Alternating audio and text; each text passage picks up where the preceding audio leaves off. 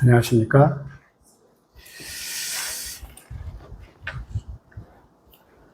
먼저 하나님 말씀을 보겠습니다. 마태복음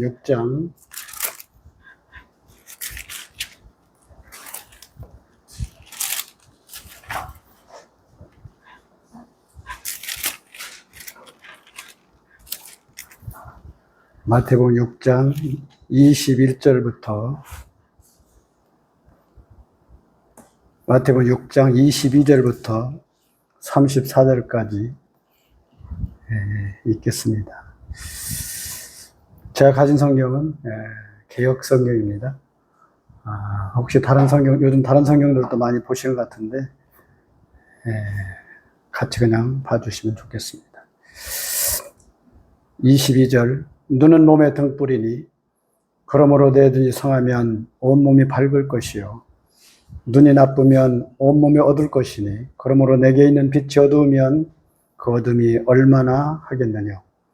한 사람이 두 주인을 섬기지 못할 것이니 혹 이를 미워하며 저를 사랑하거나 혹 이를 중히 여기며 저를 경히 여김이라. 너희가 하나님과 재물을 겸하여 섬기지 못하느니라. 그러므로 내가 너희에게 이르노니 목숨을 위하여 무엇을 먹을까 무엇을 마실까 몸을 위하여 무엇을 입을까 염려하지 말라. 목숨이 음식보다 중하지 아니하며 몸이 의복보다 중하지 아니하냐. 공중의 새를 보라. 심지도 않고 거두지도 않고 창고에 모아들이지도 아니하되 너희 천부께서 기르시나니 너희는 이것들보다 귀하지 아니하냐. 27절부터 같이 읽겠습니다. 너희 중에 누가 염려함으로 그 키를 한 자나 더할 수 있느냐. 또 너희가 어찌 의복을 위하여 염려하느냐. 들의 백합화가 어떻게 자라는가 생각하여 보라. 수고도 아니하고 길쌈도 아니하느니라. 그러나 내가 너희에게 말하노니 솔로몬의 모든 영광으로 입은 것이 이꽃 하나만 갖지 못하였느니라. 오늘 있다가 내일 아궁이에 던지는 들풀도 하나님이 이렇게 입히시거든 하물며 너희일까 보냐. 믿음이 적은 자들아. 그러므로 염려하여 이르기를 무엇을 먹을까 무엇을 마실까 무엇을 입을까 하지 말라. 이는 다 이방인들이 구하는 것이라. 너희 천부께서 이 모든 것이 너희와 있어야 할 줄을 아시느니라. 너희는 먼저 그의 나라와 그의 의를 구하라. 그리하면 이 모든 것을 너에게 더하시리라. 그러므로 내일 일을 위하여 염려하지 말라. 내일 일은 내일 염려할 것이요 한낱 괴로움은 그날에 족하니라. 오늘 여기 있는 말씀을 통해서 눈은 몸의 등불이니 라고 하는 주제로 말씀을 드리도록 하겠습니다. 2000년대 초반에 그 목적이 이끄는 삶이라고 하는 그런 책이 있었습니다. 아마 책을 많이 보신 분들도 있으리라고 생각이 들어집니다. 우리 인생에 있어서 우리의 삶의 어떠한 목적 그리고 어떤 방향 설정이 우리 마음 가운데 되어 있을 때 또 이제 우리가 무엇을 보며 무엇을 생각하고 있을 때 그래서 그렇게 될 때 우리의 삶이 그렇게 인도함을 받을 수 있다고 생각이 들어집니다. 옛날에 그 고사에 그런 얘기가 있습니다. 아시는 분들도 아시겠습니다만 맹모 삼천지교라는 그런 고사가 있죠. 맹자가 그 부모님이 어렸을 때 그 공동묘지에서 공동묘지에 가까운 곳에서 살았답니다. 그러니까 그 아들이 맹자인 그 아들이 매일같이 그 상여 나가는 것을 구경하고 살다 보니까 노는 것이 맨날 상여 나가는 그런 놀이를 하면서 이렇게 노는 것을 그 어머니가 보고서 여기 있으면 안 되겠다 싶어가지고 이제 사람이 많은 그런 장터로 이사 갔다고 합니다. 장터에 이사 가니까 매일 이제 애가 이제 물건 같은 거 놓고 파는 이런 장사하는 것을 보면서 이제 그 자기 자녀가 자라는 모습을 봤습니다. 그래 여기 있어도 안 되겠다. 그래가지고 이제 옛날에 공부하는 그러한 서당 주변으로 이사 갔다고 합니다. 그러니까 이제 거기 가니까 또 맨날 책 가지고 이렇게 뭐 혼자 이렇게 놀고 하는 것을 보았다고 하는 그런 이야기가 있습니다.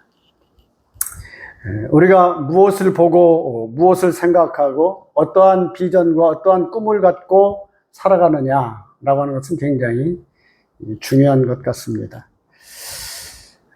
물론 성경에서는 우리 주님께서 이제 메시아로 이 땅에 오셔서 모든 인생들을 위해서 십자가에 못 박혀 죽으시고 또한 이제 사흘 만에 부활하시고 제자들에게 자신의 부활한 모습을 보여주시고 보는 가운데서 감람산에서 이제 승천하셨습니다.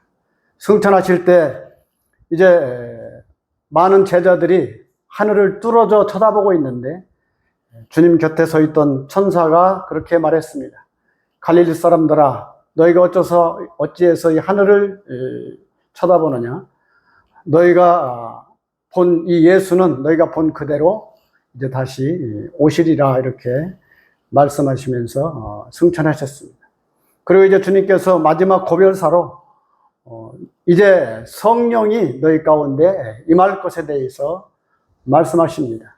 그들이 이제 주님의 말씀대로 이제 마가의 다락방에서 모여서 성령 임하기를 그들이 기도하고 있을 때 불이 혀같이 갈라지는 모습으로 성령이 그들 가운데 임함으로 그들이 각자 자기의 모든 것들을 이야기하고 또 새로운 힘을 입어서 이제 하나님의 말씀을 선포하고 복음을 전했던 그런 제자들의 모습이 있는 것입니다.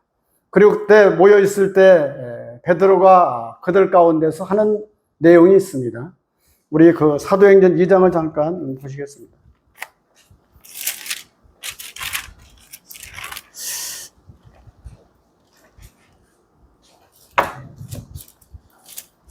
사도행전 2장 14절입니다. 베드로가 11사도와 같이 서서 소리 높여 가로되 유대인들과 예루살렘에 사는 모든 사람들아 이 일을 너희로 알게 할 것이니 내 말에 귀를 기울이라. 때가 자 삼신이 너희 생각과 같이 이 사람들이 취한 것이 아니니라. 16절 17절은 같이 읽겠습니다. 시작. 이는 곧 선지자 요엘로 말씀하신 것이니 일렀으되 하나님이 가라사대 말세에 내가 내 영으로 모든 육체에 부어주리니 너희 자녀들은 예언할 것이요 너희 젊은이들은 환상을 보고 너희 늙은이들은 꿈을 꾸리라. 여기 보면 이제 우리 주님께서 말씀하신 구약의 말씀을 인용해서 베드로가 거기에 모여있는 자기 제자들에게 주님의 제자들에게 이제 이와 같이 말하고 있는 것입니다. 말세에 내가 내 영으로 모든 육체에 부어주리니 너희 자녀들은 예언할 것이며 너희 젊은이들은 환상을 보고 너희 늙은이들은 꿈을 꾸리라. 오늘날 문제는 어쩌면 많은 이 세상이 다원화되고 모든 것이 복잡해지고 많은 것들이 이제 밝혀진 이 시대에 문제가 있다면 이런 것이 되겠습니다. 우리 마음속에 꿈을 잃어버리고 비전이 없는 그러한 생각을 가지고 있는 사람들이 많이 있는 것입니다. 특별히 우리 젊은 세대들이 뭔가 삶에 대해서 뭔가를 힘을 얻지 못하고 또 장래 소망에 대한 어떤 꿈과 비전이 마음에 없게 될 때에 그 살아가는 것이 힘이 없고 또 무엇을 해야 될지 몰라서 특별히 우리나라에도 이제 그러한 정신적인 것들이 황폐해지니까 사람들이 엉뚱한 것을 구하는 것입니다. 그래서 요즘 세계적으로도 그렇지만 특별히 우리나라에도 마약을 이렇게 찾는 젊은이들이 많이 일어나게 된 것을 보게 되는 것입니다. 왜냐하면 삶에 재미가 없고 뭔가 소망도 없는 것 같고 비전이 없기 때문에 그런 것입니다. 그러나 거듭난 성도들은 우리에게 이제 하나님께서 성령을 부어주시고 성령으로 말미암아 새로운 꿈을 꾸게 되는 것입니다. 물론 꿈이라고 하면 구약에 보면 이제 믿음의 조상 반열에 있는 그 야곱이 이제 자기 집에서 형의 눈을 피해서 도망가다가 이제 그 하란뜰에서 돌베개를 베고 자는데 놀라운 꿈을 하나님께서 그에게 보여주셨습니다. 그런데 그 꿈에 보면 이제 그 사닥다리가 섰는데, 사닥다리가 뭔지 아십니까? 이렇게 공사나 일하는데 이렇게 오르락 내리락 하는, 올라가는 그런 도구입니다. 이게 사닥다리입니다. 저희들은 어려서부터 많이 보고 자랐지만 요즘 젊은 세대들은 사닥다리 그러면 뭔가 잘 못 알아듣는 경우도 있어요. 이 높은데 이렇게 오르고 내려가는 그런 기구입니다. 근데 이 사닥다리가 섰는데 보니까 이 야곱이 자다가 돌베개를 베고 자다가 깜짝 놀라서 깼어요. 깨서 보니까 사닥다리가 섰는데 보니까 땅에서부터 하늘에 닿은 큰 사닥다리를 봤어요. 아마 그가 생전에 그러한 큰 사닥다리를 본 적이 없었을 것입니다. 그런데 그 사닥다리가 섰고 그 사닥다리 위에 하나님의 천사들이 오르락 내리락 하는 것을 봤습니다. 근데 이 땅에서부터 하늘에 닿은 사닥다리, 어쩌면 그것은 우리 주님께서도 말씀하신 것처럼 이제 나다나엘에게 말씀하신 것처럼 천사들이 오르락 인자 위에 오르락 내리락 하는 것을 보리라 이렇게 말씀하신 것처럼 이제 주의 성령으로 말미암아 오늘날 우리들의 모든 것들이 하늘과 땅에서 오르락 내리락 하는 놀라운 비전과 꿈을 우리가 마음속에 잊지 말고 생각해 보아야 되는 것입니다. 우리의 삶의 모든 것들이 하늘에 전달이 되고 또한 하늘로부터 우리에게 또한 계시의 하나님의 말씀을 통해서 우리를 계시하시고 나타나는 놀라운 꿈을 오늘날 우리가 마음속에 비전을 가져야만 된다고 생각이 들어지는 것입니다. 또 그 야곱의 아들 중에서 또 요셉이 또 그러한 꿈을 꿉니다. 요셉은 이제 그런 꿈이 아니라 들판에서 이제 일을 하고 있는데 자기의 볕단은 일어서고 또한 자기 형제들의 12볕단은 자기를 향해서 절하는 그러한 꿈을 그가 꾸는 것입니다. 요셉은 일찍이 자기 어머니를 어려서 아마 6살 때인가 아마 일찍 자기 어머니가 죽었을 것입니다. 그래서 그 서무들 서무들과 또한 그 자기 형제들 틈바구니에서 아마 핍박받으면서 아마 자랐을 것입니다. 아버지는 특별히 요셉을 사랑했지만 그러나 아버지의 사랑은 멀고 형제들 틈바구니에 자라는 요셉은 어쩌면 외롭게 자랐을 거예요. 그러나 그가 그러한 꿈을 꾸게 된 것입니다. 그 일하는 가운데에서도 다른 볕단이 자기를 향해서 절하는 꿈을 꾸었고 또 이제 11별과 또한 해와 달이 자기에게 절하는 꿈을 그가 연달아서 꾸었습니다. 오늘날 그리스도 예수 안에서 우리에게 주신 하나님의 놀라우신 비전과 꿈을 우리가 믿음 안에서 갖는 것은 굉장히 중요한 것입니다. 그러나 이러한 것들을 우리가 잃어버리게 될 때, 우리의 주님의 계시의 정신, 하나님의 계시의 정신의 말씀을 잃어버리게 될 때 우리는 갈지자를 걷게 되는 것이고 우리의 삶이 이리저리 방황할 수밖에 없다고 생각이 들어집니다. 왜냐하면 이 세상에는 많은 이론들과 지식과 다원화된 모든 것들이 우리로 하여금 우리의 생각을 혼란하게 하는 것이 이 세상인 것입니다. 그래서 오늘 여기 마태복음 6장에서도 우리 주님께서 이제 이 산상수훈을 통해서 제자들에게 또 많은 사람들에게 그렇게 말하고 있는 것입니다. 여기 22절에 마태복음 6장 22절에 눈은 몸에 등불이니 그러므로 내 눈이 성하면 온몸이 밝을 것이요. 눈이라고 하는 것은 이 세상을 바라보는 것입니다. 우리가 이 땅에 살아가면서 모든 것을 보고 분별하고 또 판단하고 옳고 그름을 알고 또 나의 나아갈 방향을 알고 이런 것이 눈의 역할입니다.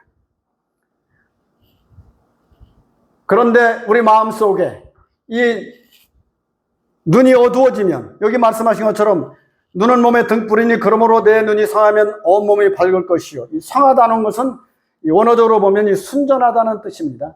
우리의 눈이, 우리의 생각이 여러 가지 복잡하면 바라보는 것들이 혼란스럽게 되는 것이고 무엇이 옳은지 판단이 잘 서지 않는 것입니다.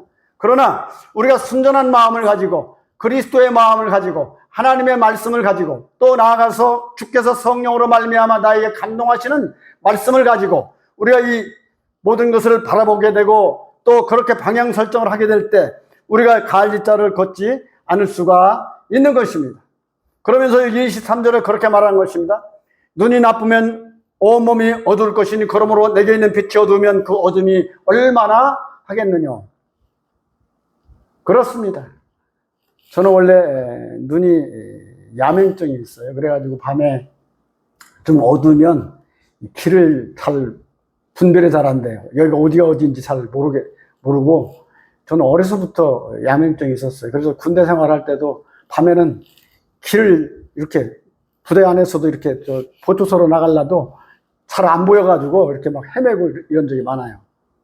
지금도 여전히 밤에는 어두면 야맹증이 있어요. 그것처럼 우리 마음속에 우리가 이 마음의 눈이 어두워지면 이리저리 방황할 수밖에 없다고 생각이 들어집니다. 여기에 보면 등불에 대해서도 말씀하고 있는데, 등불은 성경에서 말하는, 구약에서 말하는 성소의 등불, 성소에도 등불이 켜져 있었습니다.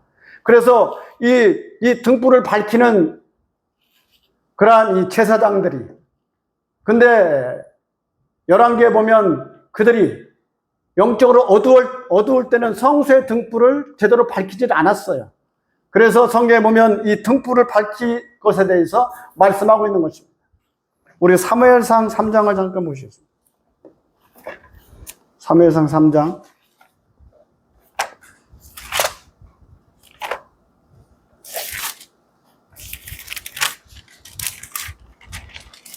(3장) 1절부터 4절까지 다 같이 한번 읽어봅시다.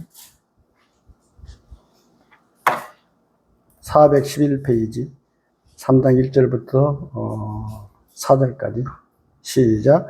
아이 사무엘이 엘리 앞에서 여호와를 섬길 때에는 여호와의 말씀이 희귀하여 이상이 흔히 보이지 않았더라. 엘리의 눈이 점점 어두워서 잘 보지 못하는 그때에 그가 자기 처소에 누웠고 하나님의 등불은 아직 꺼지지 아니하였으며 사무엘은 하나님의 궤에 있는 여호와의 천 안에 누웠더니 여호와께서 사무엘을 부르시는지라 그가 대답하되 내가 여기 있나이다 하고. 이스라엘의 사사시대에 가장 영적으로 어두웠던 때가 엘리 제사장 때입니다. 엘리 제사장 때에 보니까 성소에서 이제 엘리 제사장이 있고 어린 사무엘이 거기에 같이, 이제 한나가 어린 사무엘을 엘리 제사장 앞에 바쳤습니다. 그리고 하나님 앞에 이제 그가 자라도록 거기에 이제 두었는데, 근데 보니까 여기 2절에서 그렇게 1절에서 그렇게 말합니다. 사무엘이 엘리 앞에서 여호와를 섬길 때에는 여호와의 말씀이 희귀하여 이상이 흔히 보이지 않았더라. 그리고 엘리의 눈이 점점 어두워서 잘 보지 못하는 그때에 그가 자기 처소에 누웠고 하나님의 등불은 아직 꺼지지 아니하였으며. 한번 따라 합시다. 하나님의 등불은 아직 꺼지지 아니하였으며. 그렇습니다. 우리 안에 켜진 주의 성령으로 말미암는 등불은 아직 꺼지지 않았습니다. 그러나 여기 보니까 엘리 제사장은 누워있고 또 이제 사무엘이 그 등불을 아마 관리하고 있었던 것 같습니다. 원래는 엘리 제사장이 그 등불을 관리해야 되는데 어린 사무엘에게 시켜놓고 자기는 누워있는 것입니다. 근데 하나님이 이제 사무엘을 부르고 있습니다. 여기 4절에 보니까 여호와께서 사무엘을 부르시는지라. 이 하나님의 부름의 음성을 엘리 제사장이 들은 게 아닙니다. 사무엘이 들었어요. 이 하나님의 음성을 들을 수 있는 사람, 그리고 하나님의 음성을 따라 움직이는. 여기 보니까 사무엘은 그러나 아직 너무 어리기 때문에 이것을 분별할 수 있는 능력은 없었어. 여기서 우리 한 가지 교훈을 받을 수는 있죠. 엘리 제사장이 비록 영적으로는 어두웠지만 그러나 사무엘은 엘리 제사장의 지도를 받아야 됐다는 것입니다. 이것은 우리가 배워야 될 부분입니다. 그러나 이 음성을 들은 사무엘이 하나님 앞에서 이제 엘리 제사장에게 지시를 따라서 대답하라고 그랬어요. 만약 다시 부르고, 처음에는 난 너 부른 적 없다 그러니까 다시 이제 그것을 두 번째 반복하니까 엘리 제사장이 그걸 알았어요. 알고서 이번에 다시 부르거든, 세 번째 다시 부르거든, 대답해라. 네, 내가 여기 있습니다. 라고 대답해라. 오늘날 우리가 하나님 앞에서 하나님 음성이 잘 들리지 않을 때, 그러나 우리 마음속에 우리의 등불이 켜져 있고, 또 이제 성령으로 말미암아 우리 마음속에 이제 분명한 것을 바라보게 된다면, 주님 앞에 우리가 예, 제가 여기 있습니다. 라고 대답할 수 있는 우리의 믿음이 필요한 것입니다. 그러나 요즘은 이 성소를 관리함에 있어서 성소가 이 등불에 점점 이제 불이, 꺼름이 끼면 불이 점점 작아져요. 우리 레위기 말씀 한 구절 보겠습니다. 레위기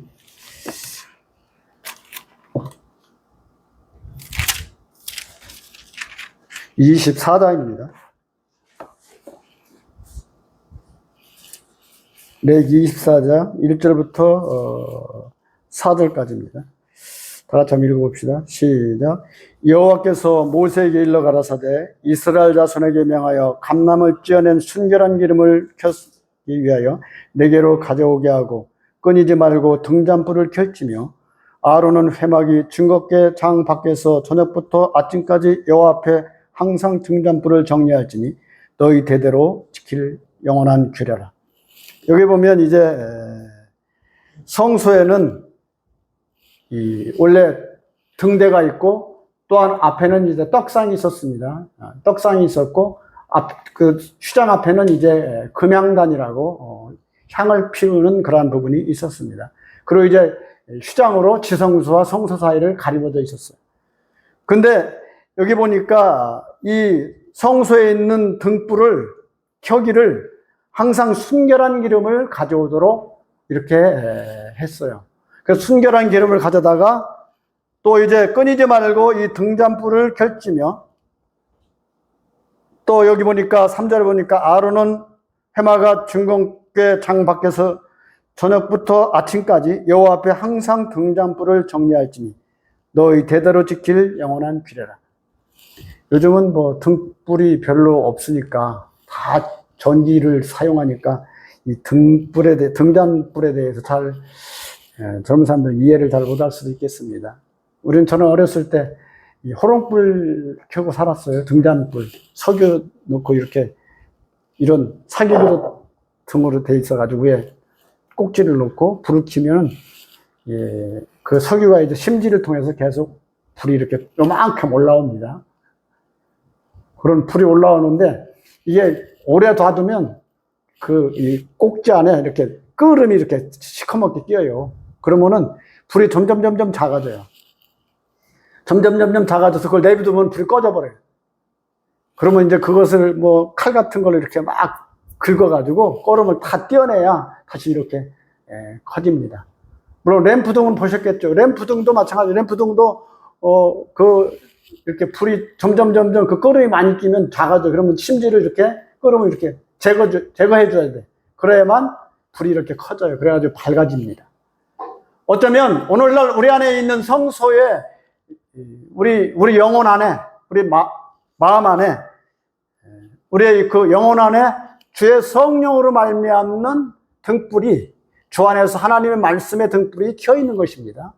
구원받은 사람들은. 그래서 이 말씀의 등불이 우리 안에 켜져 있는데 이것이 점점 세상에 있는 여러 가지 것들을 통해서 오염되고 계속해서 이렇게 접하게 될 때 우리 안에 있는 것들이 꺼름이 껴가지고 주님은 작아지고 주님의 보는 눈은 작아지고 보면은 우리 그런 찬송 있잖아요. 나와 세상은 간 곳이 없고 오직 주만 보이도다 이런 찬송 있잖아요. 이것이 나의 우리 저기 할 때 그 찬송 많이 부르죠. 이것이 나의 간증이요 이것이 나의 찬송일세. 그러면서 나 사는 동안 오직 주만 보겠다고 하는 그러한 찬송 많이 부르잖아요. 근데 우리 마음에 주님만을 바라보겠다고 하는 이 눈이 점점 어두워지면 우리가 세상의 여러 가지 염려와 걱정이 우리 안에 점점 들어오기 시작하는 것입니다. 그러면서 이제 마태복음 6장 23절에서 우리에게 그렇게 말하고 있는 것입니다. 눈이 나쁘면 온몸이 어두울 것이니 그러므로 내게 있는 빛이 어두우면 그 어둠이 얼마나 하겠느냐. 한 사람이 두 주인을 섬기지 못할 것이니 혹 이를 미워하며 저를 사랑하거나 혹 이를 중히 여기며 저를 경히 여김이라. 너희가 하나님과 재물을 겸하여 섬기지 못하느니라. 요즘은 이제 모든 세상의 삶의 성공 여부를 평가하는 것이 경제적인 것들로 많은 사람이 평가하고 있습니다. 그렇다 보니까 정신세계는 점점 피폐해지고 또 마음은 더 황폐해지는 그러한 부분을 우리가 경험하고 있고, 또 요즘 이 세대에 많은 사람들이 우울증을 겪고 있습니다. 왜 그러냐? 마음에 하나님을 향한 소망과 감사와 찬양과 이 기쁨이 사라져버리고 세상에 대한 염려와 여러 가지 것들로 말미암아 이 마음에 이제 상처가 되어서 우울증이라고 하는 이런 병이 우리에게 찾아오는 것입니다. 요한복음 14장에서 우리 주님이 그래서 제자들에게도 말씀하고 있어요. 너희는 마음에 근심하지 말라. 하나님을 믿으니 또 나를 믿으라. 여기서 마음이라고 하는 것은 우리 영혼의 중심부에 있는 이 지, 정, 의, 이것이 이 혼적인 것들이 어떻게 보면 여러 가지로 이제 혼미한 것들로 인해서 이제 주님을 바라보는 이런 영적인 것들이 더 피폐해지고 하나님 앞에서 있는 것보다는 세상 앞에서 자꾸만 골리앗 앞에 서 있는 것처럼 우리 자신이 너무 쪼그라들고 연약한 가운데 빠질 수밖에 없는 우리 자신들인 것을 보게 되는 것입니다. 여기서 말하는 염려는 사실은 뭐로부터 오겠습니까? 제일 먼저 오는 것은 생계 문제 때문에 우리에게 염려가 올 수 있습니다. 우리 주님은 그래서 그 문제를 말씀하셨어요. 이 주님도 공생을 시작할 때 제일 먼저 시험받은 것이 뭐냐면 먹는 문제였어요. 먹는 문제. 네가 하나님의 아들이거든 이 돌들을 명하여 떡덩이가 되게 하라. 이것이 이제 그에게 사단 마귀가 와가지고 예수님을 시험하는 것이었어요. 그때 주님은 말씀하셨습니다. 한번 따라 합시다. 기록되었으되 사람이 떡으로만 살 것이 아니요 하나님의 입으로 나오는 모든 말씀으로 살 것이니라. 그래서 우리 주님은 그것을 말씀으로 이겼습니다. 그것처럼 여기도 말하는 것처럼 우리 마음속에 생계 문제, 우리 주님은 하나님은 인생이 먹어야 될 것을 있어야 될 줄을 아십니다. 그래서 첫 창조 가운데서도 하나님은 제일 먼저 먹는 걸 만들어 놓으셨어요. 에덴 동산을 창설하시고 에덴 동산에 먹을 것을 풍성하게 다 진열해 놓으셨어요. 그리고 중앙에 있는 에덴 동산 중앙에 있는 선악을 알게 하는 나무의 실과는 네가 먹지 말라. 먹는 날에는 정령 죽으리라. 근데 사단마귀가 와가지고 그걸 꼬였죠. 네가 그것을 먹는 날에는 내 눈이 밝아져서 네가 하나님같이 될 줄을 하나님이 아심이니라.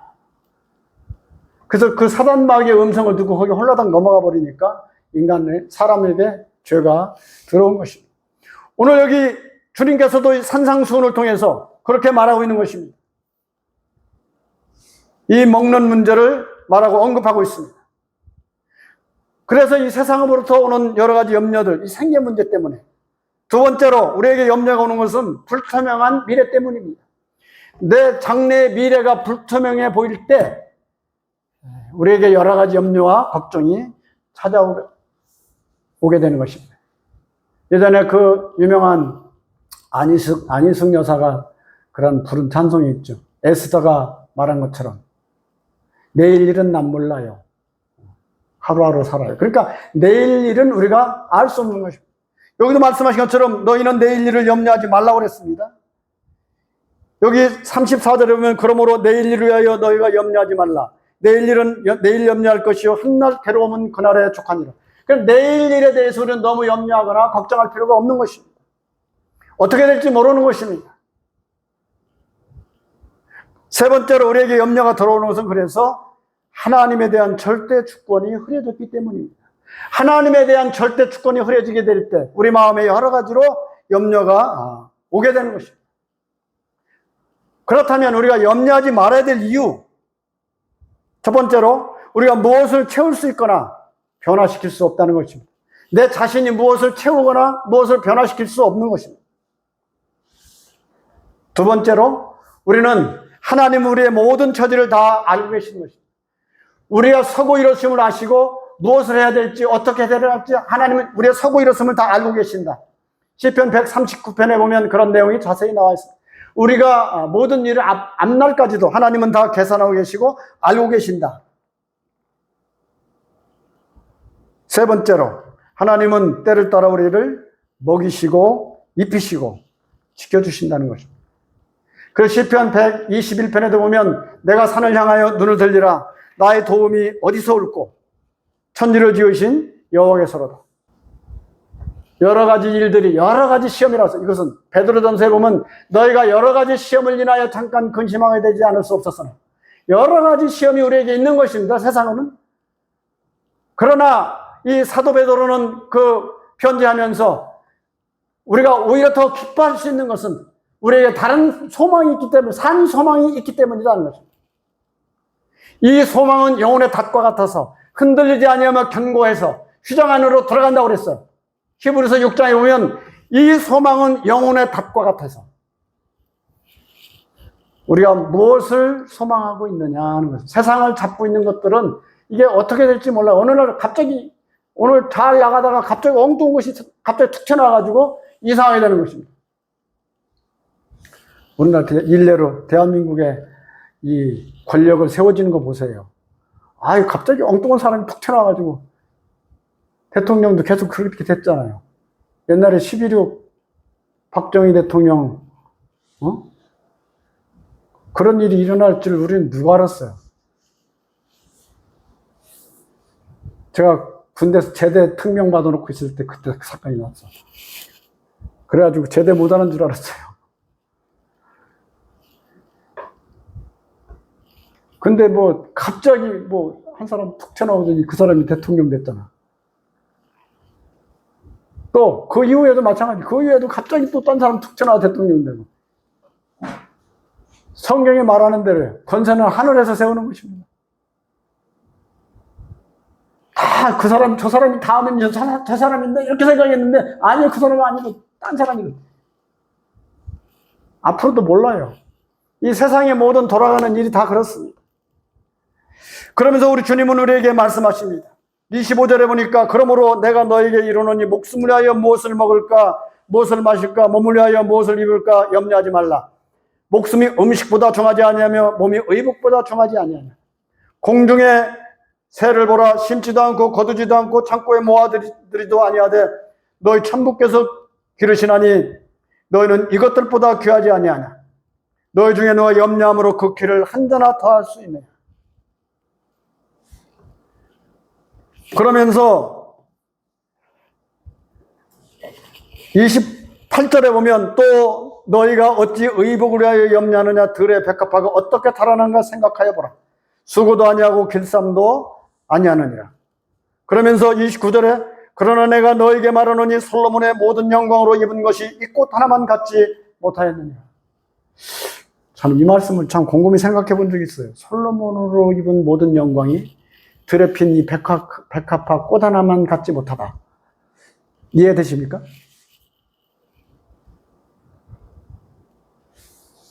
솔로몬으로 모든 입은 영광이 들에 핀 저 백합화 꽃 한 송이만 못하다. 제가 곰곰이 생각해 봤어요. 왜 못할까요? 이 백합화는 살아있는 것이고 이 모든 것들은 다 죽어있는 것입니다. 생명을 말한 것 같아요. 살아있는 것과 죽어있는 것. 이 만물 가운데 깃들여진 하나님의 신성이 깃들여 있습니다. 오늘날도 어떤 사람들은 뭐 병 걸린 사람들이 보면 이 만물이 자연이 잘 좋은 곳에 가서 치유를 받으려고 합니다. 그런데 그 가운데 치유가 되지 않는 것은 뭐냐? 치유가 되는 것은 거기에 하나님의 신성이 어쩌면 우리의 마음을 정화시키고 치료하지 않는가 싶습니다. 그러면서 우리 주님께서 말씀하시기를 31절에 그러므로 염려하여 이르기를 무엇을 먹을까 무엇을 마실까 무엇을 입을까 하지 말라. 이는 다 이방인들이 구하는 것이라 너희 천부께서 모든 것이 너에게 있어야 할 줄을 아시느니라. 그러면서 너희는 먼저 그의 나라와 그의 의를 구하라. 그의 나라가 어떤 나라입니까? 세상에 속한 나라가 아닌 것입니다. 너희는 먼저 그의 나라와 그의 의를 구하라. 우리 주님이 말씀하시는 그의 나라는 세상에 속한 나라가 아니라 하나님께 속한 나라. 우리는 하나님께 속한 나라를 받은 자들입니다. 또한 그의 나라는 거듭나야만 갈 수 있는 나라입니다. 한번 따라서 거듭나야만 갈 수 있는 나라. 여러분 거듭나셨습니까? 거듭나지 아니한 사람은 그 나라를 생각지도 못하는 거예요. 갈 수도 없고 생각지도 못하는 것입니다. 알 수도 없고. 엊그제 제가 그 운동 나갔다가 잠깐 돌아오면서 같이 이제 종종 만나는 사람이 있어요. 그 사람이 제가 질문 한번 해봤어요. 요즘 어떻게 그 교회 나가십니까? 물었더니 자기 집 식구들 중에 나가는 분도 있는데 자기는 안 나가는 거예요. 왜 안 나가냐 했더니 옛날에는 학교 다닐 때 다녔는데 지금은 안 다니는데. 그러면서 이제 자기는 하나님을 요즘은 신이 있는지 없는지 잘 모르겠대. 그 제가 좀 설명을 좀 해주면서 그랬어요. 근데 아직은 막 믿고자 하는 마음이 특별히 있는 건 아닌 것 같아. 그러면서도 정신적으로는 혼미하고 있어. 뭔가 내가 그래도 뭔가를 어떻게 해야 되긴 해야 되는데 죽으면 어떻게 될 것 같아요? 글쎄 그게 좀 걱정. 그러다 그랬어요. 나중에 예수 믿고 천국에 가든지 뭐 끝까지 믿지 말고 지옥 가든지 그건 알아서 결정하시라고. 그러면서 이제 헤어졌는데 나중에 또 만납시다 그러면서 헤어졌는데 어쨌든 간에 이 하늘나라 영원한 나라는 거듭나야만 알 수 있는 나라입니다. 성경 지식이 많다고 해서 거듭난 게 아닙니다. 니고데모가 성경 지식이 많은 바리새인이었지만 우리 주님께서 니고데모에게 말씀하셨어요. 네가 거듭나야 되겠다. 그는 생소한 이야기였어요. 그 말이. 오늘날 우리 마음속에 거듭난 생명만이 갈 수 있는 나라, 그 나라인 것입니다. 또한 그의 나라는 세상 임금이 통치하는 나라가 아닙니다. 우리 주 예수 그리스도께서 하나님이 통치하시는 나라, 우리 주 예수 그리스도께서 통치하는 나라를 우리 주님께서 말씀하셨어요. 너희는 먼저 그의 나라와 그의 의를 구하라. 그리하면 이 모든 것을 너에게 더하시리라. 그러므로 내일 일은 내일 염려할 것이요 한낱 괴로움은 그날에 족하다. 오늘 말씀하신 것과 같이 우리 마음속에 22절에 있는 말씀처럼 눈은 몸의 등불이니 그러므로 내 눈이 성하면 온몸이 밝을 것이요 눈이 나쁘면 온몸이 어두울 것이니 그러므로 내게 있는 빛이 어두우면 그 어둠이 얼마나 하겠느냐. 여기서 빛은 누구를 말하는 것입니까? 우리 안에 그리스도가 있는가 없는가. 그리스도는 우리 주님께서 그런 말씀하셨어요. 나는 세상의 빛이로라 말씀하셨어요. 우리 마음속에 그리스도가 있느냐 없느냐. 우리 주님이 연단하실 때 보면 우리 마음에 그리스도가 이렇게 투영될 때까지 우리를 연단하신다고 그랬어요. 시편 66편에 보면 그런 말씀이 있어요. 우리를 연단하시기를. 그래서 마치 재련소에서 이 금이나 은을 이렇게 뽑아낼 때 보면 그 용광로 안에서 용광로를 바라보는 사람의 가서 이렇게 그걸 바라보면 거기에 이제 자기 얼굴이 투영될 때까지 그것을 연단한답니다.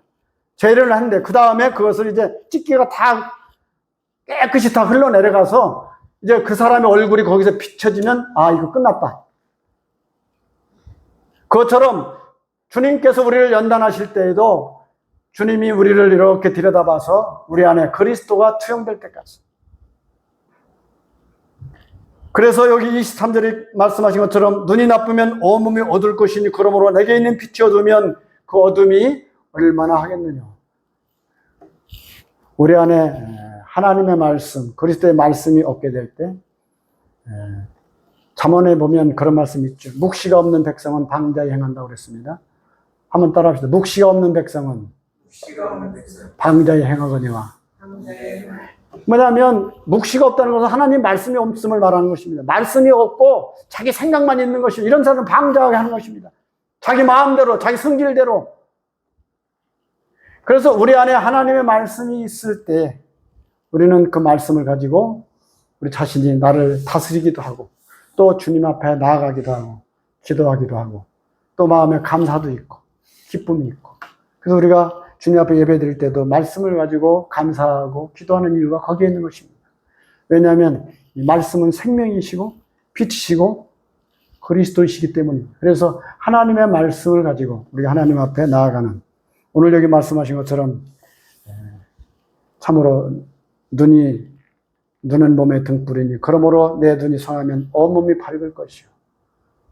순전한 눈, 무엇을 보느냐. 물론 구약 시대에 보면 예레미야도 이스라엘이 멸망할 때도 그에게는 말씀이 있었어요. 말씀이 있었기 때문에 그가 선포할 수도 있었고, 그 불합리하게 보이는 모든 것들을 그가 마음으로부터 견디고 참을 수가 있었고, 그 말씀을 대언할 수 있는 선지자가 되었던 것입니다. 그래서 그에게 말씀이 있었기 때문에 가능했어요. 에스겔도 마찬가지입니다. 에스겔도 그 나라가 멸망해가지고 저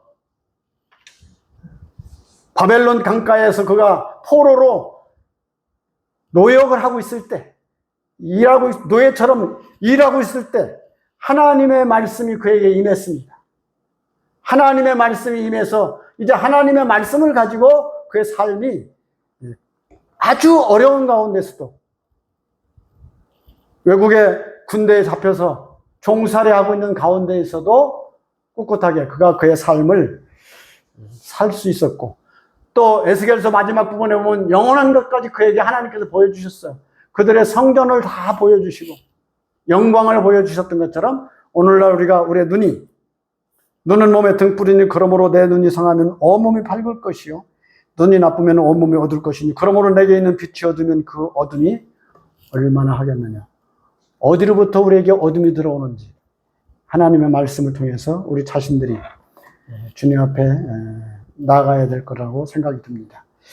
마치 주님께서 여기 마태복음 6장에서 기도까지도 알려주시죠. 하늘에 계신 우리 아버지여 그 이름이 거룩히 여김을 받으시오며 나라 임하옵시며 뜻이 하늘에서 이룬 것 같이 이 땅에서도 이루어지이다. 그래서 하늘에 계신 우리 아버지여 그 이름이 거룩히 여김을 우리의 생애 가운데, 우리의 삶 속에서도 받게 되기를 바라고, 또한 그러한 믿음 안에서 우리가 살아야 되지 않을까 생각이 그려졌습니다. 감사합니다.